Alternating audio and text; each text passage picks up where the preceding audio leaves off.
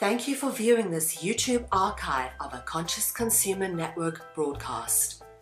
Please feel free to share it far and wide. Check out our weekly broadcast guide for weekly updates on scheduled broadcasts.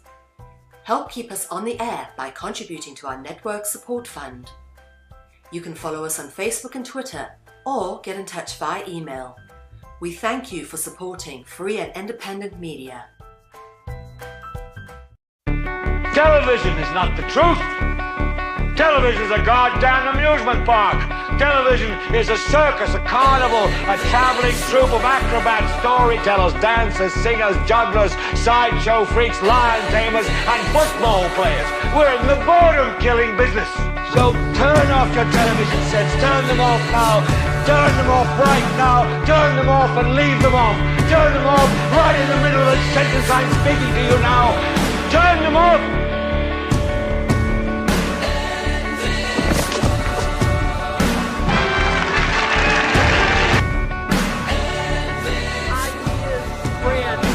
Stop them. An idea whose time has come cannot be stopped by any army.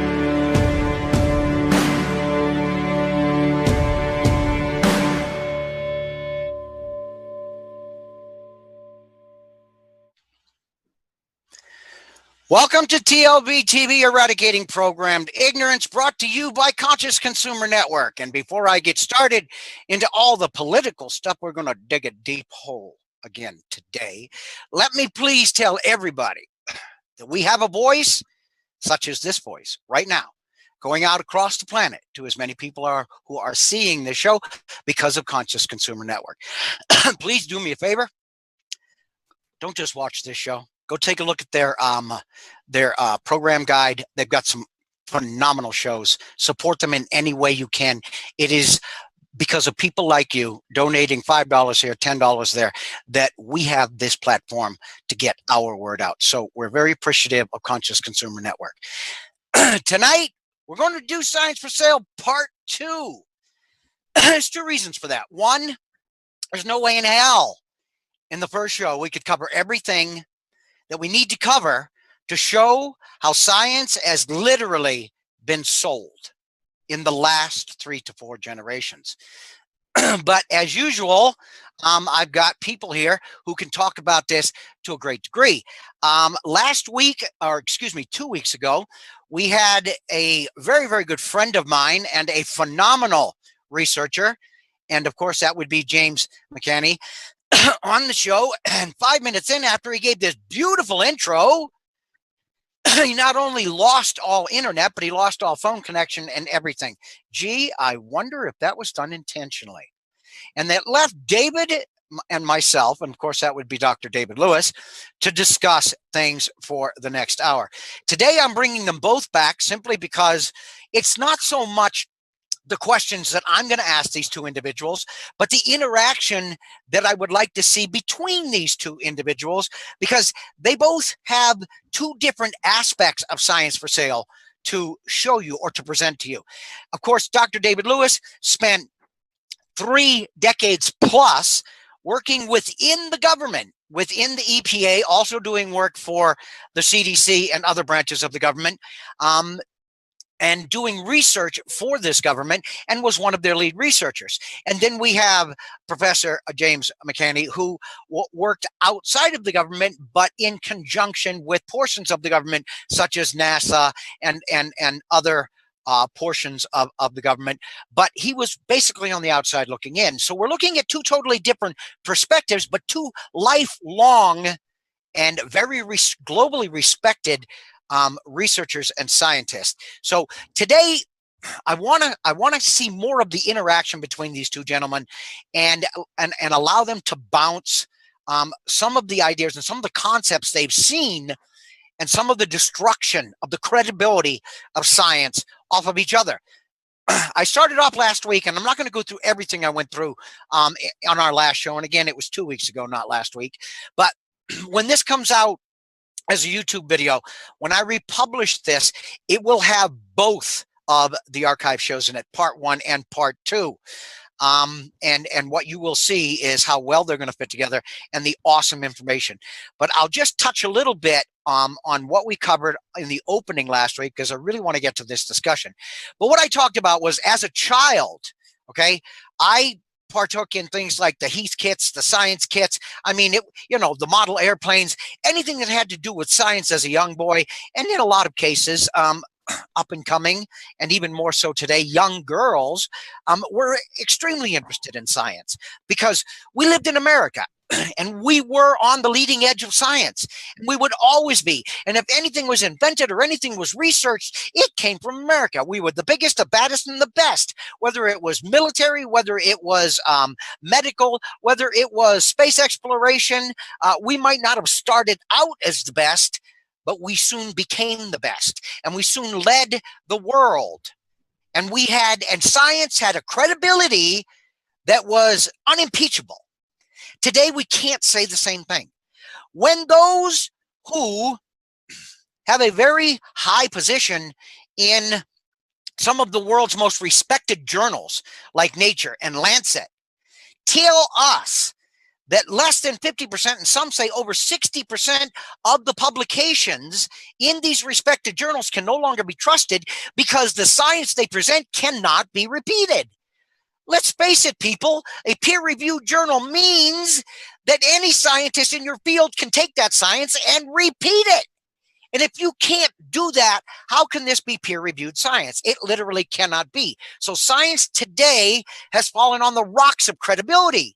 And we have two extremely credible scientists with us today who are going to tell us exactly what they've seen, what they've observed, and without giving you either one of their ages, but they're both older than me, they have seen 3 generations of, and maybe not participated for 3 generations, but they have seen, both of them, 3 generations of the picking apart of the credibility of science.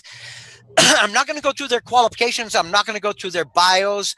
That is in the article that accompanies this show. You can see that on CCN's website. You can see that on the Liberty Beacon with the article that accompanies this. They both have phenomenal bios. It's worth going through and looking there. Their qualifications are outstanding.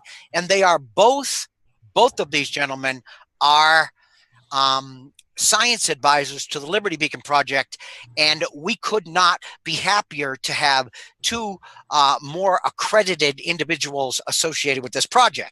So with that, I'm going to bring in first James McCanney to say hello, and hopefully you can stick around for a little while today, James.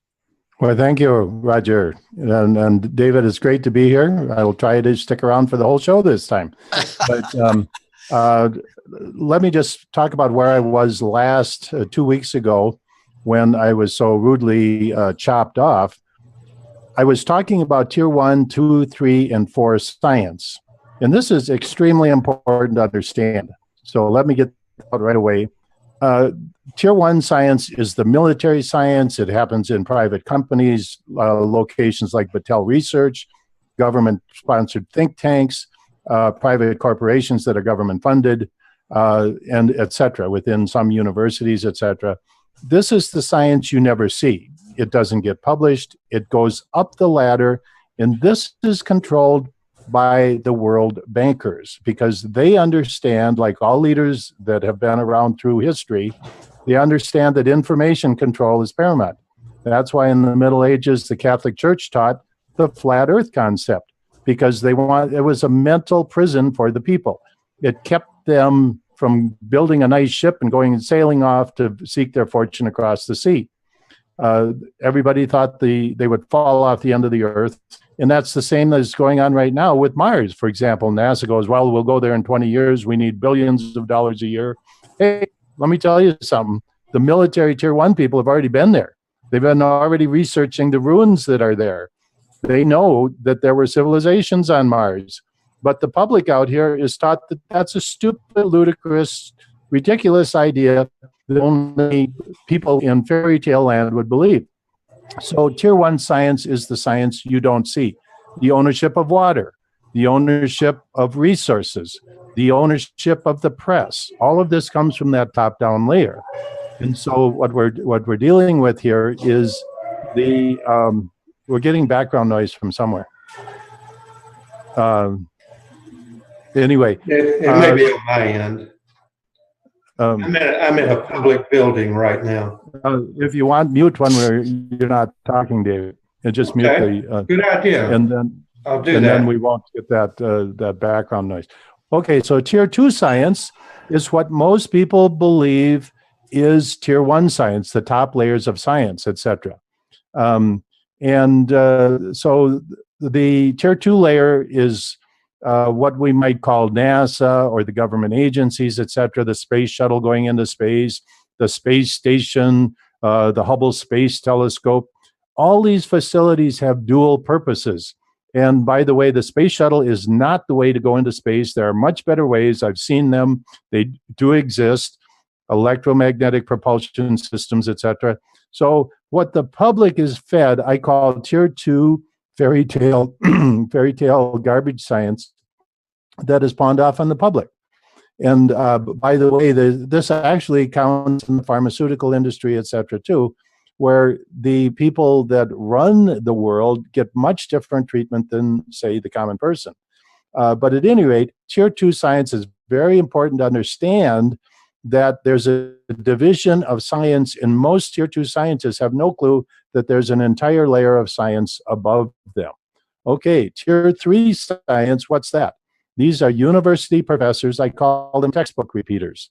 They have a textbook, they teach a college class, they're respected by their peers. Possibly they publish in some of them may publish in peer-reviewed journals, etc. And then there's tier 4, which are outreach people.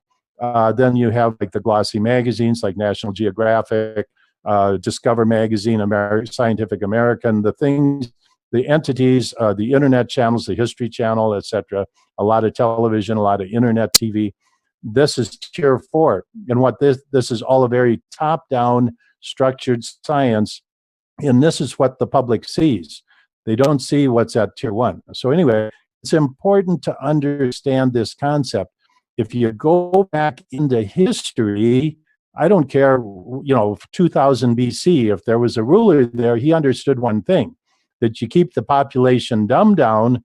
They think one thing, but your intel that comes in, the people that you respect, your advisors, have a totally different story. And so you have to keep the populace at bay mentally. That's what's going on today. And there's no difference in science.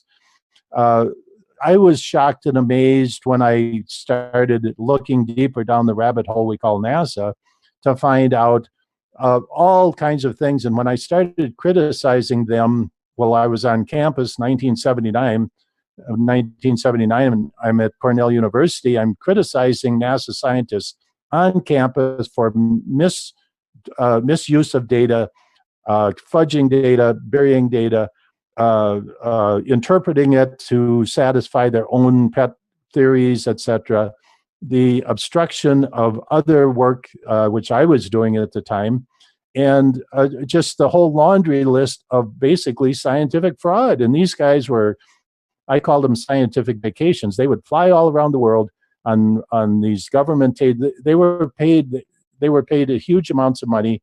They were arrogant, and they thought that if they said it, then it had to be true. That was kind of the mantra of these scientists.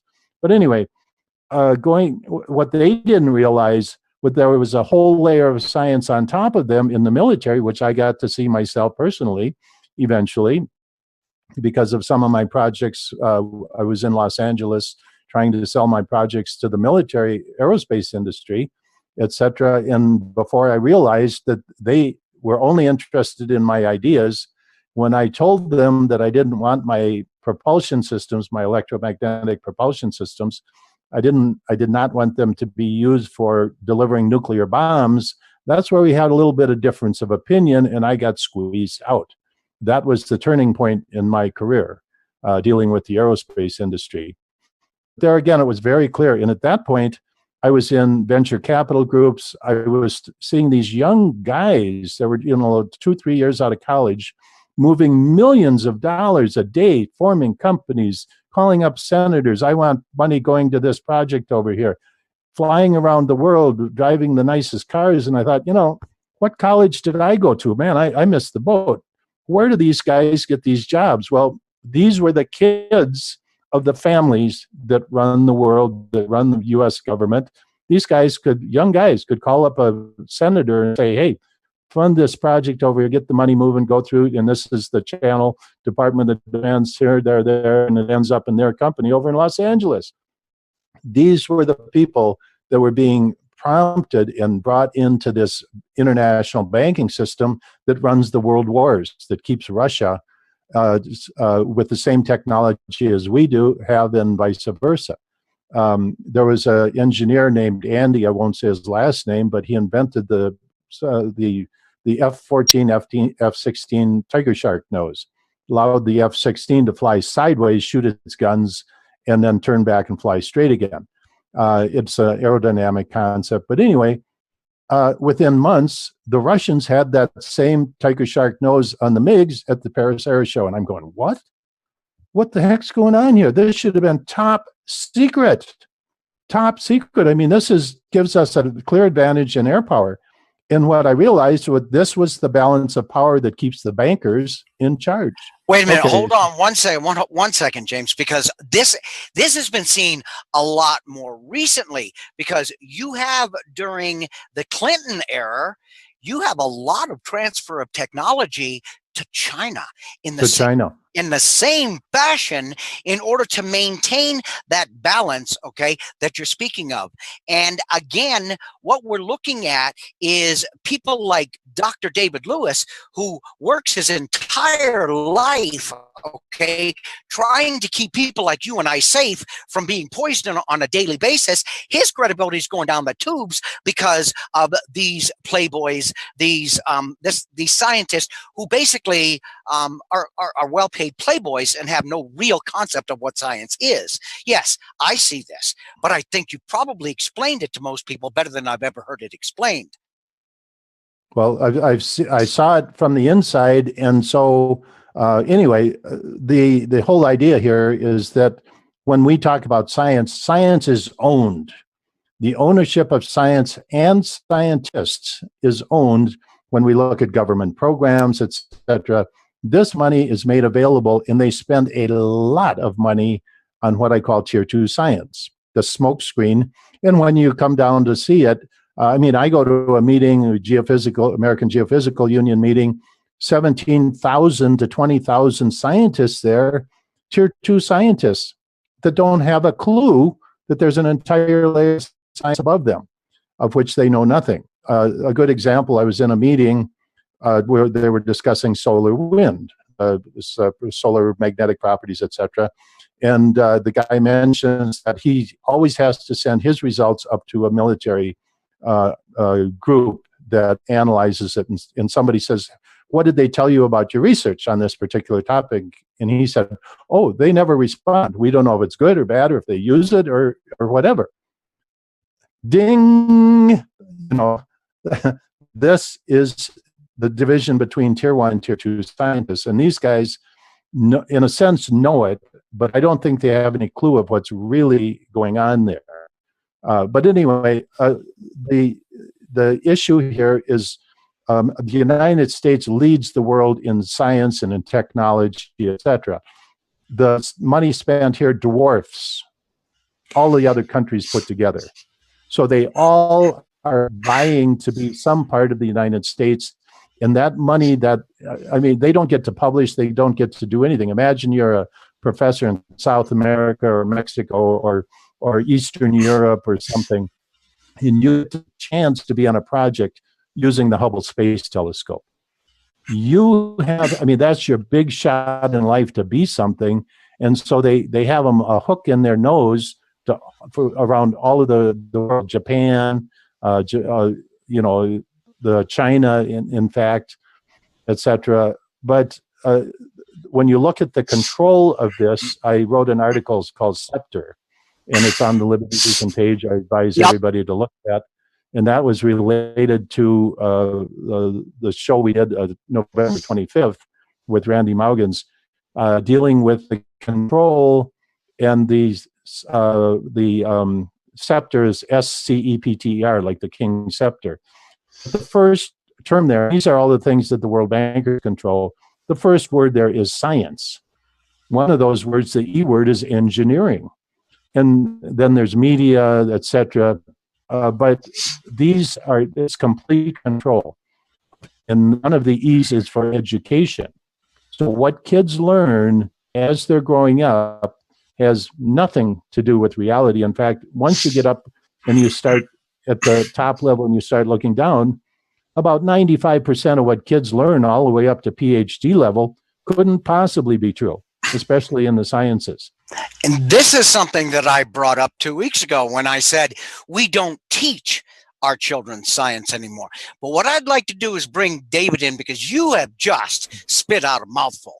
And do I understand everything you said? Yes. Okay. I've had these conversations before, not in as much depth and not from an individual who actually walked through it as part of his life. Okay. So I'm really enjoying the way you're putting this out. But David, how much of this do you see and do you understand? Because I hate like hell to put it this way, and I apologize up front, David, but it seems to me that those on your level, those working for the government, those putting their life into trying to keeping people like me safe, okay, are the people getting shit on the most. Have I got that pretty much right, David? Yeah, and if you don't mind, I'd sort of like to hear more from James about, I look at it like I'm here to learn as much as anything else. It sort of caught me by surprise. I'd never heard this before about the military going to Mars and exploring it and coming back. I have had several friends in the Apollo program when we were making the moon shots, and I interacted a little bit with the NASA Ames lab on the cells program. That's what they call for making a sort of a closed ecosystem for spacecraft to grow their own tomatoes and whatever on the way to Mars. So James, obviously I would say the guys I know in the Apollo program, they didn't know anything about NASA being used by the military to go to Mars.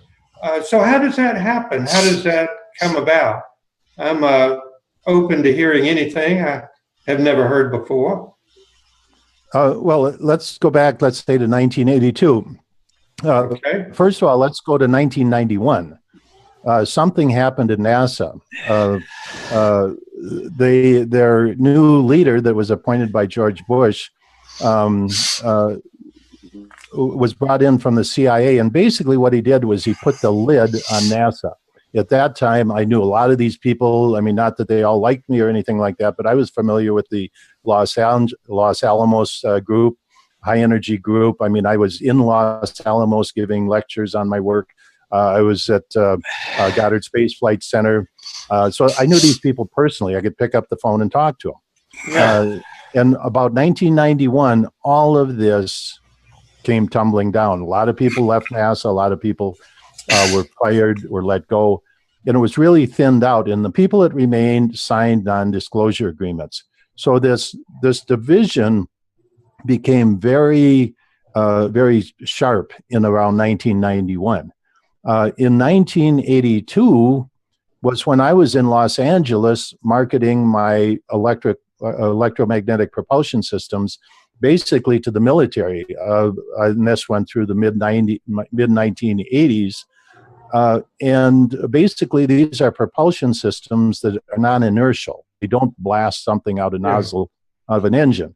And so there were two types of systems. One was a passive system, one was an active system that had electric currents going through tubes. I described this in my Atlantis to Tesla, the Colburn Connection book. There's actually a paper there that's reprinted from the IEEE that was one of my papers I gave at the 19th International Electric Propulsion Conference in Colorado Springs. So these... If you could, put this in context for me. 1991, the Apollo program's wound down. I know Merritt Island pretty much vacated around about that time. When was the last moonshot? When did the Apollo program end? Probably 76. Uh-huh. So and then we waited 10 years for the shuttle to get going. Yeah. Approximately. I see. And then there were the two. This is the beginning of, sort of back to the beginning of the space shuttle program that we're talking about. Absolutely, yeah. Okay.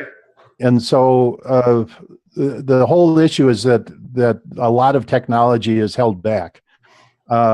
There's a strangeness factor here. And you have to understand that the people operating, say, the World Bank, the people that, for example, when Bush Sr. went into Iraq the first time, Saddam's archaeologists had just discovered what they considered was the old Babylon, the original city of Babylon, which contained a lot of scientific artifacts. And so what they didn't show you on TV, which I saw on international TV, was the head of the curator of the Iraq Museum of Natural History sitting on the front steps with his head in his hands. The CIA went in there and took all of the good stuff, was his expression. And he said they knew right where to go, right where to get it all.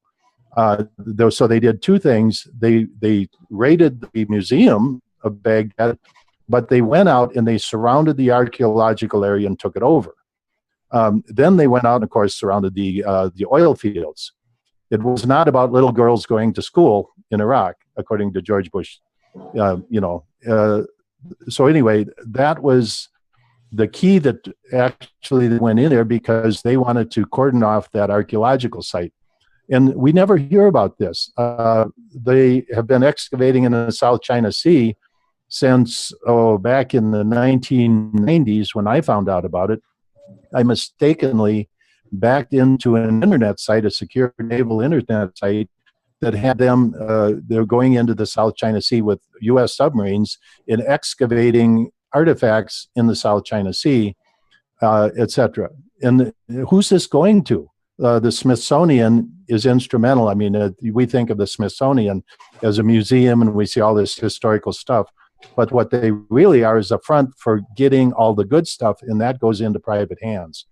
And so the world bankers value this kind of historical information, historical science, etc., far more than they do oil or control of water or wealth or their money or anything else. And so you have to understand when when Carl Sagan comes out and poo-poos talking about certain topics, like say aliens or anything else, that's the public level. They want to make fun of it. They want to, use the term conspiracy theory or anything on this level. They want to make fun of it. They bring on, they create characters, they create actors that make ludicrous the many topics that have serious scientific backgrounds. For example, Planet X, something that I was studying in 1979. Now NASA comes out the other day and says they're going to be in control of the topic of Planet X after denying it for 35 years. I have a question for you, James. Okay. Yeah. I have seen, many, and David, I'm sure you have too, pictures of the surface of the moon, pictures of the surface of Mars that are intentionally smudged over. It's not hard to see where a smudge is put on a picture when you zoom in far enough, okay? So many artifacts have been smudged out on the surface of Mars. So many artifacts and have been smudged out on the surface of the moon. And a lot of technology today, with photography, has gone far enough where some of this smudging can actually be seen through. What we're seeing on the internet, and I'd like you to speak to this, and I think this is what David wants you to get to too. What we're seeing when these people who have this knowledge on photography are taking these smudges away is what appears to be, you're talking about ruins on Mars. I'm talking about ruins or very large artifacts on the surface of the moon. These must exist, or why is NASA putting these smudges all over these pictures. So Well, can let we hear me a say, little bit more about this? yeah, let me say something. First of all, NASA doesn't own any of the cameras on any of its equipment. Right. There's a company called Malin Space Incorporated out in La Jolla, I believe, California. They have owned NASA cameras all along. And so anything that you see or is filtered through, and by the way, NASA has a lot of misinformation programs that try and divert public or make it silly or make it stupid. And so a lot of the things that you see are really planted misinformation pieces that then later can be pointed out as being fake. All of this misinformation is going on. But in the reality in the background is that there is a lot of tier one science that is being kept from the public. So that's just the reality. Hey, James, let me ask you a question. Yes, Dave. One of the engineers working in the Apollo program told me a very interesting story. I wanted to see what you thought about it. Remember the Soyuz mission where the Americans and the Russians joined up for the first time in space, and Americans for the first time got to cross over and look at the inside of a Russian spacecraft. And this engineer from NASA was telling me that we were shocked to cross over because with the American spacecraft, weight is everything. We try to keep everything very light, and it's expensive, to put a pound of mass into outer space. So when they crossed over to the other side, they were shocked to see a great big oak desk with a cosmonaut sitting at it. We wouldn't think of putting that kind of weight into outer space. So is that something that the engineer made up, or? No. The Russians had tremendous lift capability early on. I have a section on my webpage. It's in the picture of the day section. That we have YouTube videos and pictures of what was called the Cosmos craft. It was a little shuttlecraft that they started using back in the 1960s. They had over 1,200 manned flights with that because they had so much lift power on the Energia brand rockets, the big kerosene lifters, that they actually put this extra little shuttle up on the nose that carried 3 guys.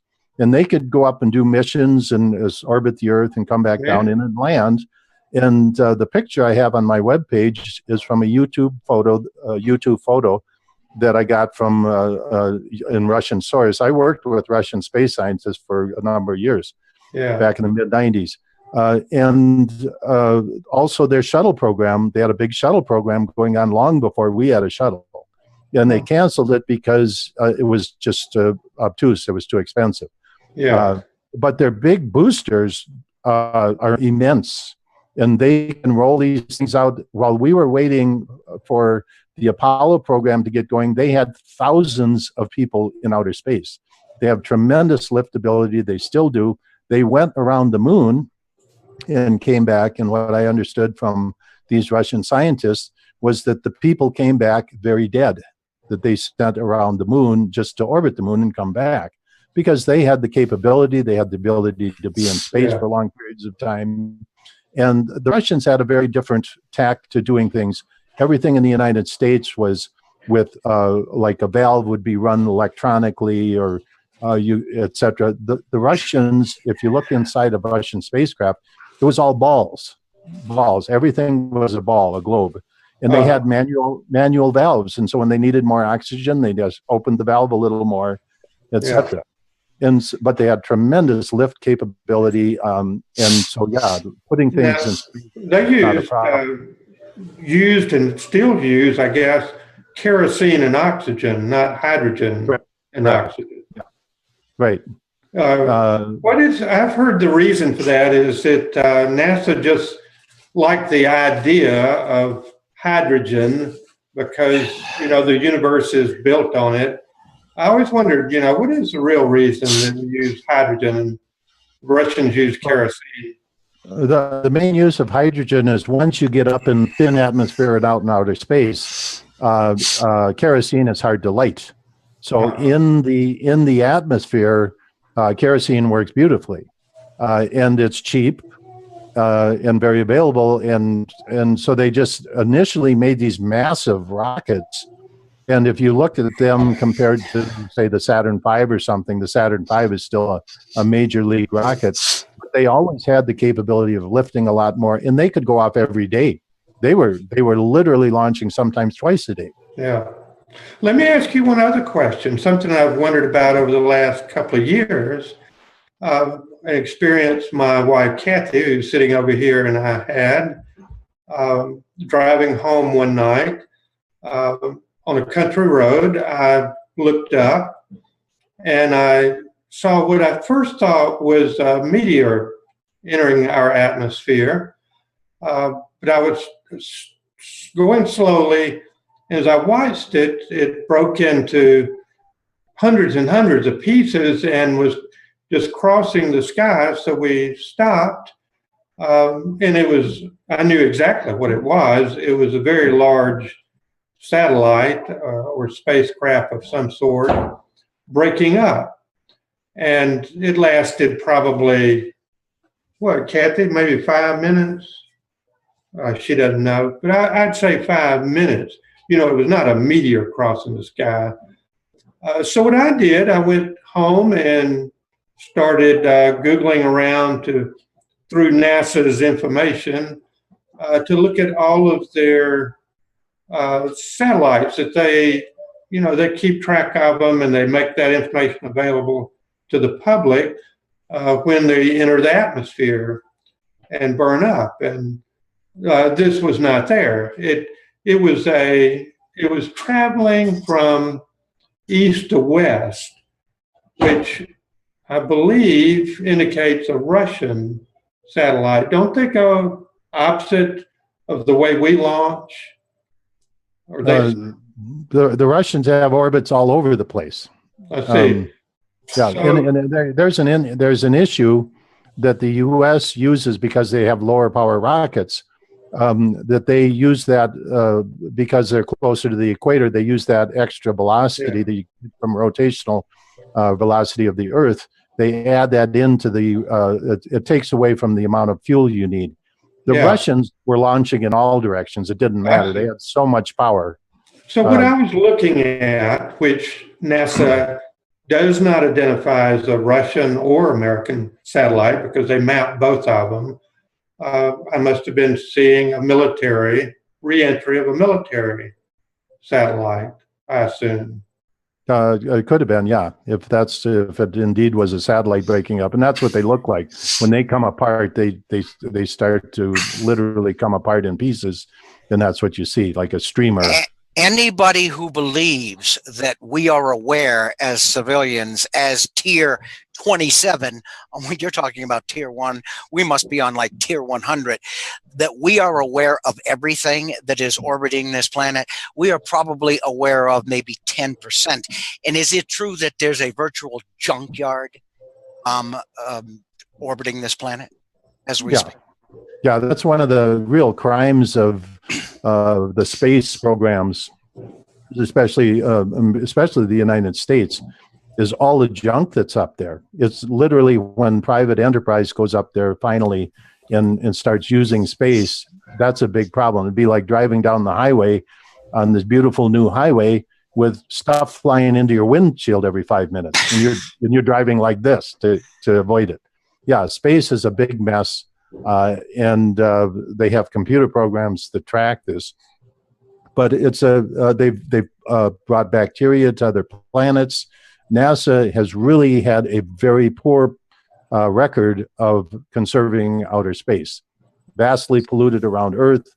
They've brought bacteria from other places back to Earth. They don't have any way of quality control. They shouldn't be bringing back from. They discovered nucleotides and other viruses in the tails of comets. They bring that stuff back to Earth, and the spacecraft crashes in the middle of the desert. They go out there and pick it up and bring it back to the laboratory. What a bunch of idiots. No, excuse me, but talk about science bad science. That's the epitome of it. But anyway, possibly we're getting a bit off point here, talking about the corruption in science. But I would put, in fact, the outfit that I'm most familiar with is NASA, since I worked in the area of space science, astronomy, and astrophysics.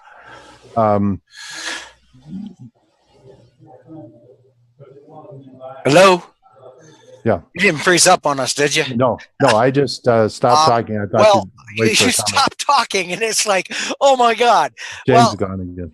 Anything else, David? Because I really want the interaction between the two of you today. I don't mind being here to play an occasional traffic cop or to throw in an occasional comment, but I really want this conversation between the two of you because you are two preeminent lifelong researchers. So this is very interesting. Please keep it going, gentlemen. Well, I would like to talk about, David, I'd like to talk about revolving doors, but go ahead with your comment. Yeah. You know, obviously, you can tell by now that I have had a long-standing interest in NASA, and I've wondered about corruption in science, what form it takes with NASA. There are fundamental questions that I've got. For example, why in the heck did we ever get involved in the shuttle program? We should know, the American public should know, the world should know well by now whether or not there are microorganisms on Mars or Europa, some of the other moons of Jupiter. We've had the technology to go there, gather the samples, and bring them back here. We know plenty of places where there's ice and water. Mars has got caves on it that you can see evidence of gases coming out of there that indicate microbial activity. Why have we spent all these years putting space shuttles up at that expense and running high school science fair projects on them? I suspect that the military knows by now whether there's life on within the solar system in these areas where obviously I would think you'd find it there. David, you answered your own question. Nothing has happened, really. If you look at the science, so-called science that has come out of NASA over the decades, we certainly haven't gotten our money's worth, and they certainly have not pursued outer space. The space shuttle was a vastly expensive program that got us nowhere. Now they had to dump it. We have no launch vehicles of any kind, and now they're talking about NASA. The only program they have going is to go to Mars in 20 years. You know what's happened? Nothing. And that's the point. That's the entire point. The entire point of NASA was to use up all the resources, keep a little bit of fairy tale science splattered around the television on the evening news every now and then, and everybody goes supposed to go, gee whiz.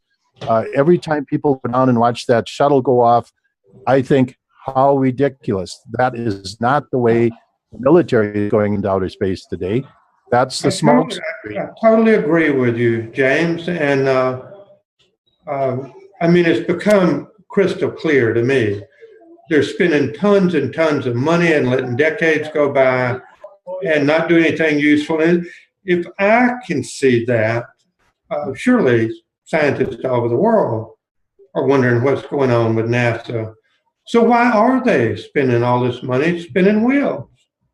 Well, that's and you're talking about the tier 2 scientists, okay? Give us a little bit of a peek into what the tier 1 scientists are doing, or tier 1 science is doing in outer space or with outer space. Okay, in tier 1 science, they don't use rockets, they don't use jets.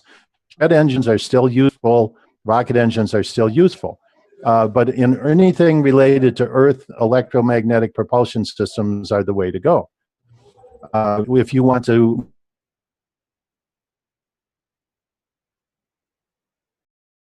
field with electromagnetic devices, and that's what I was working on in 1982.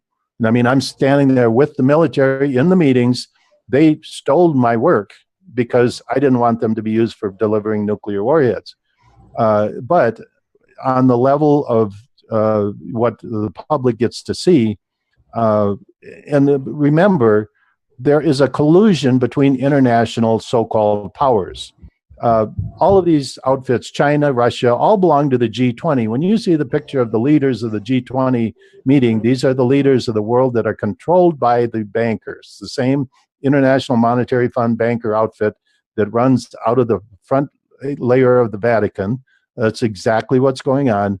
They manipulate these like puppets, and all the news media reacts, and we're supposed to fear Russia, and then we got Iran. We've been in 5 wars in the Mideast, and there's 2 more on the way. You know, and all of this interaction is all marionettes playing on puppet strings. NASA's job. So it's choreographed, is what you're saying. This is all choreographed. Choreographed. And I've been in meetings where there are people that come in from other countries, and they're all just good buddies. When I was in venture capital groups in Los Angeles, 1982, looking for funding, you had Arabs, you had Jews, you had Christians, you had people from Ireland, you had all these people working together, and they were in the families that ran the operation. I estimated at the time there were 5,000 people in the world that operated the finances that ran all the military. Roger, you were in the military, and when I saw this, there's vast amounts of money that's spent in the military. I worked for the DOD. I ran emergency response teams. Not only was I in the military, but I serviced their programs on a global level. I've got over 1.5 million air miles under my belt. So yeah, I saw it, but I didn't see it from the perspective you saw it from, okay? Because a lot of this, although I'm aware of it, in a shadow world, I never had any of the details. You were compartmentalized, and that's what the whole... The military-industrial complex is the most compartmentalized entity on the planet. You know that as well as I do. Right. And if anybody working for NASA or any of those groups ever gets an inkling of this, you know what? They don't talk. They just keep collecting their paycheck, and their hope is to keep the kids in college, get the house paid for, the wife happy, and get to retirement so they can move down to Florida and Gulf. That's what's going on. I always said that throughout history, scientists should be at the forefront of what we're doing, the voice, because they're supposed to be honest, they're supposed to be intelligent. How few people are there like Dr. David Lewis that have made it through as independent scientists? When I go to American Geophysical Union meetings, I have a badge. Everybody gets a badge, and it has your affiliation on there. And I write independent scientists. And I don't know how many people have come up to me and they go, "What's an independent scientist?" and I go, "That means I fund my own research. I do all my own work." And they look at me like, "You are a man from not Mars, Pluto, or beyond. That couldn't be." And this one woman asked me, she had just gotten her PhD. She said, "How can you operate without government funding?" Now, David jump right in here, David, because the last time we did the show 2 weeks ago, what you discussed was exactly this, okay? If you're going to get funded, this is what you've got to do. Here's the strings, that get jerked around. Here's what, if you want funding, you've got to say this, you've got to do this. You've seen this, David, firsthand. I mean, you lived that for, 3 decades plus? Yeah, I tell you, Roger, it's sort of funny. On my book cover, the original version of it, not the one that actually hit the presses, but I had a little section on there that said something along these lines: the government hires scientists to support government policies. Industries hire scientists to sell and protect their products. Academia, universities, they hire scientists to bring in grants from government and industry because they use the overhead from that money. That's evident from this one observation. You work for the government and you don't support Doesn't matter what you're doing, who you are, how good a scientist you are, you're gone. Are you and James enigmas? Oh yeah, yeah. I would say so. Yeah. Well, when I was at Cornell, I'm proud. Well, let me finish, Roger. Roger, let me finish my story here. Go ahead. If you work for industry, if you criticize their products in any way, you're fired. The same happens in academia. If you don't bring in grants, big grants, you don't get tenure. So any way you look, government and industry control who gets hired as a scientist, who gets to work as a scientist. One of the first people to review my book was a professor at Harvard University, not just any professor, but the vice provost for research. And I sent it to him to see if he would comment on it. And we talked about it, and he said, I can't read this book. And I said, why not? And he said, he referred to information like that. And he said, I cannot read past 2 or 3 pages of this book, period. He would not do that. Now, that same individual, vice provost for research, I was on a panel with him at Harvard in 2011. He sat right next to me. And after the session was over, and most of the session was taken up in a room packed shoulder to shoulder with professors from Harvard, from MIT, from Boston University, from Tufts University, who just standing room only.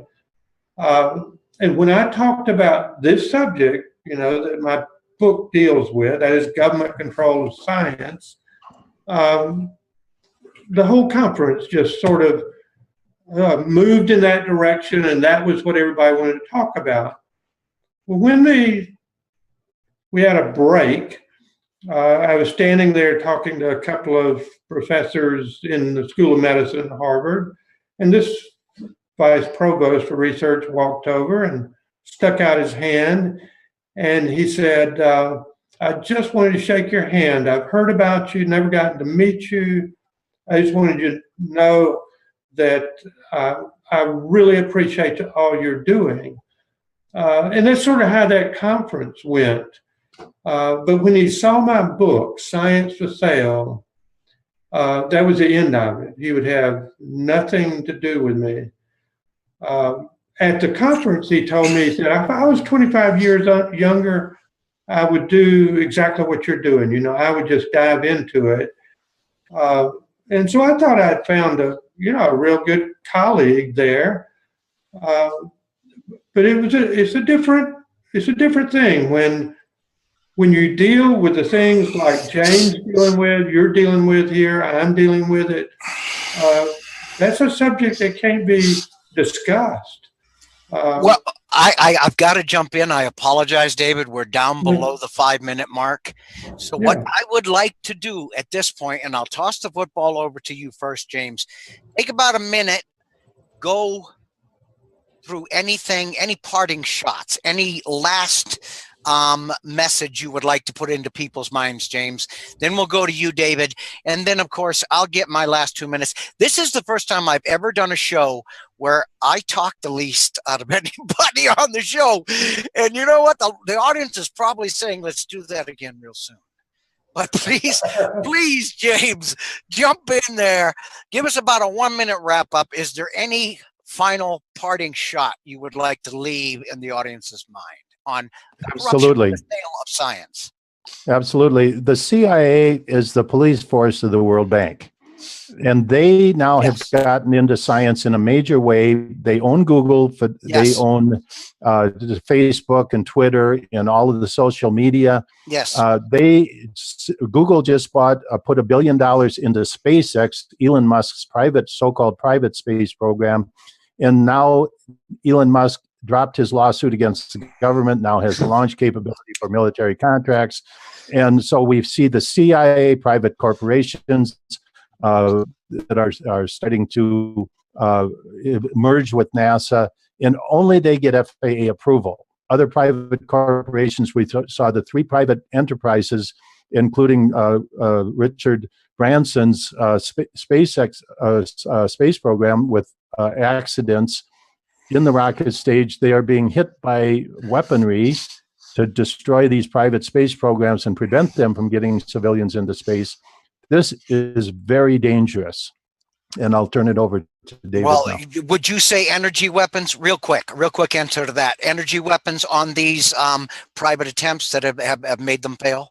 Directed Oh, absolutely. Yeah. Okay. Oh, yeah. That's what I figured. And yeah, I pretty much came to that conclusion too. Please, David, about a minute to wrap up, my friend. I think all I'd like to add to what James has said is, from my perspective as a microbiologist, I wanted to go into, I wanted to work for NASA. That was always my dream. And it's been such a disappointment over my lifetime.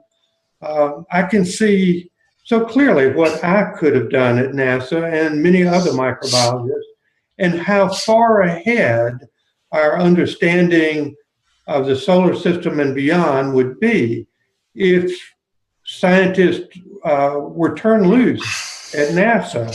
If you go and look at my book, Science for Sale, towards the end of it, I talk about NASA, and I recommend people take a look at that.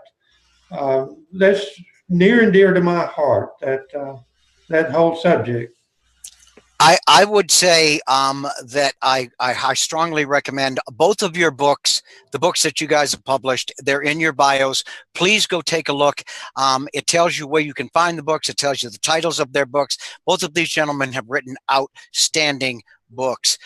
We're going to do this again, gentlemen. We are, simply because I actually enjoyed the living hell out of this conversation, and it needs to be done again. You two are very dynamic together because you come from things, you talk about the same subject, but you come at it from 2 totally different directions, and it makes for a great conversation. I want to thank you both for being here. I want to thank you both for being contributors to the Liberty Beacon Project and advisors to this project. You helped to make it what it is and what it's soon to be, and everybody will be finding out what it's soon to be very soon. But where the Liberty Beacon Project is going, a lot of it is because of the 2 gentlemen we're talking to today. You'll find out more about that within the next couple of weeks. For everybody listening, please, one more time, go to Conscious Consumer Network. Please. It is because of outstanding platforms like CCN that we have the ability to get this type of a word out, because you're not going to hear a show like this on mainstream media. It's not going to happen unless they make a real big faux pas, and I don't think that's going to happen. But both of you, please accept my absolute humble, this is just phenomenal. I enjoyed the hell out of today. And for everybody listening, thank you for listening to the eradicating program Ignorance on Conscious Consumer Network, TLB TV. And please have a pleasant evening. We'll talk to you again next week. Thank you for tuning into CCN. This unique network is dedicated to free and independent media. CCN was created with the belief that information is the common heritage of all beings, which is why our live stream high-definition broadcast is easily accessible and free to view. If we want to change the world, we must first change the media. Having produced over 1,000 shows in 2015, which are all archived on YouTube, we look forward to bringing you more groundbreaking, cutting-edge information in 2016. For more information on what is on, please check out our broadcast guide for weekly updates. CCN broadcasts in multiple languages and features some key voices of our challenging times who are all in pursuit of a free, fair, just, sustainable world. CCN belongs to you, the people, and it is up to you all to keep this network on the air. Please contribute to the Network Support Fund or visit the CCN shop. We thank you all for supporting free and independent media.